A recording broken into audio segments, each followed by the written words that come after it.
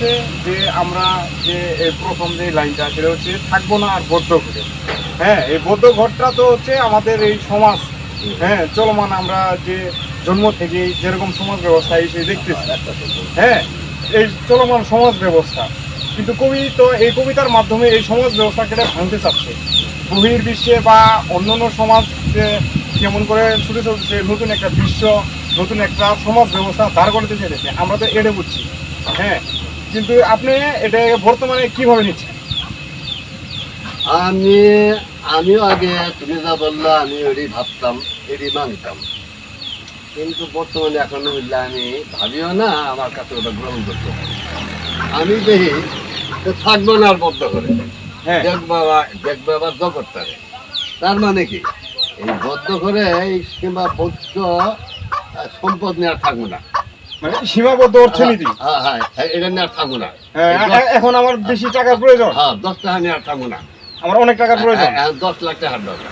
10 লাখ টাকা এই জন্য এর মধ্যে থাকবো না, এই জন্য ভেঙে করে বানায় এর জন্য দিলে এক দেশ হয়তো আর এক দেশ হতে যাওয়ার লাগে, সাগর পারি লাগে, তাও দুলো, তাও টাকা পড়িয়া থেকে টাকার কাছে টাকা তাই আর কত টাকা, উদ্দেশ্য একটা উদ্দেশ্য টাকা, নারী গাড়ি বাড়ি অট্টালিকা প্রভাব প্রতিপত্তি ধন সম্পত্তি, এটা।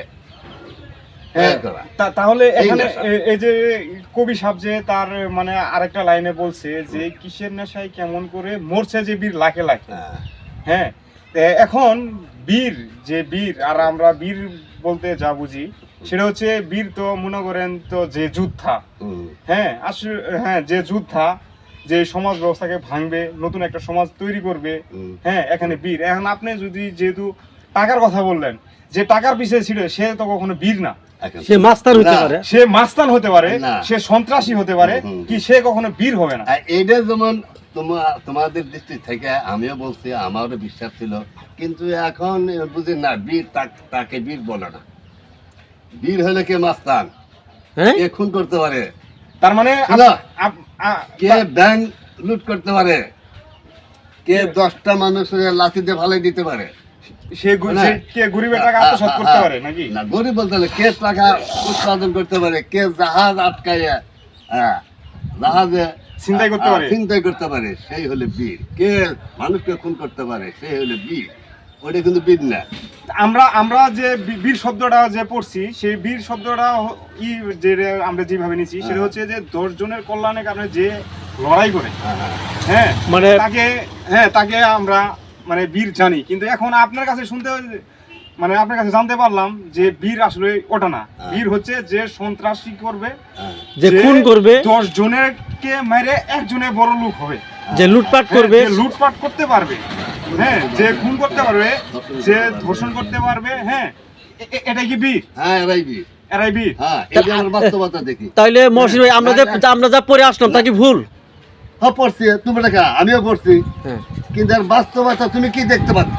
তাহলে না, আমি যেটা বলতেছি আমারটি বাস্তব নাকি ওটা বাস্তব, ওটা হলো একটা কল্পনার কথা, একটা কবি সাহিত্যিকের কল্পনা করছে, কল্পনার কথা। তাহলে আপনি বাস্তবতা বলতেছেন যে টাকাই হচ্ছে বাস্তব আর সবকিছু আবেগ। তার মানে আপনি বলতেছেন টাকাই জ্ঞান টাকাই ধ্যান। হ্যাঁ, টাকাই জ্ঞান টাকাই ধ্যান, অর্থাৎ আপনার টাকা ব্যতীত সবকিছুই কল্প কাহিনী, একমাত্র টাকাই সত্য, টাকাই বাস্তব, আর যা কিছু আছে পৃথিবীতে তার সবই অবাস্তব এবং কল্পনা ফলপ্রসূ। সবই মিথ্যা, ফলপ্রসূ হবে না তো।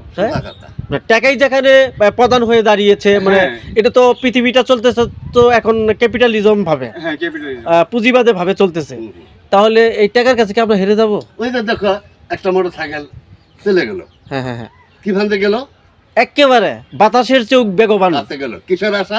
টাকার আশায়। হ্যাঁ, বাস্তব এইটাই কেমন করে ছুটছে মানুষ দোকানদারে ঘুরনে রাখে, মানে এই যে ছুটছে, ওরা ধরো, ওরা তো ধরা দেখো, ধরে আনা যায়, কেমন কি কারণে তুই কোথায় যাচ্ছি, ঠিকই দেখাবে, আর ব্যাখ্যা বিচার কথাবার্তা এক অর্থনীতি, আর পিছিয়ে পাওয়া অর্থনীতি।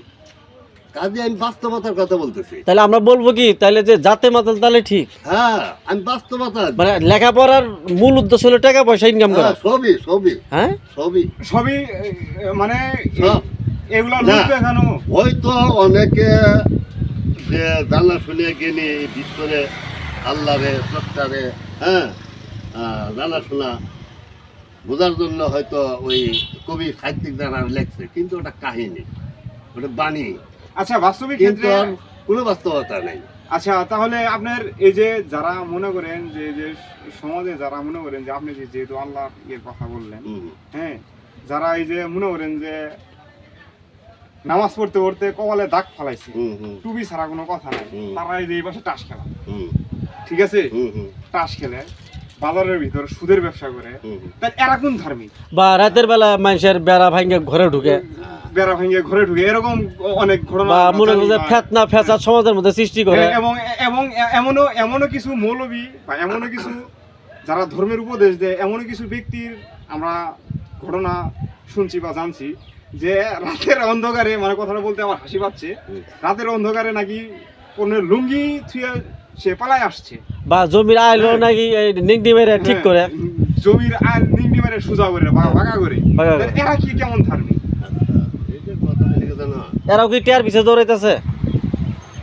মানে এক দৃষ্টিতে বলা যায় স্বার্থের ঊর্ধ্বে কেউ না।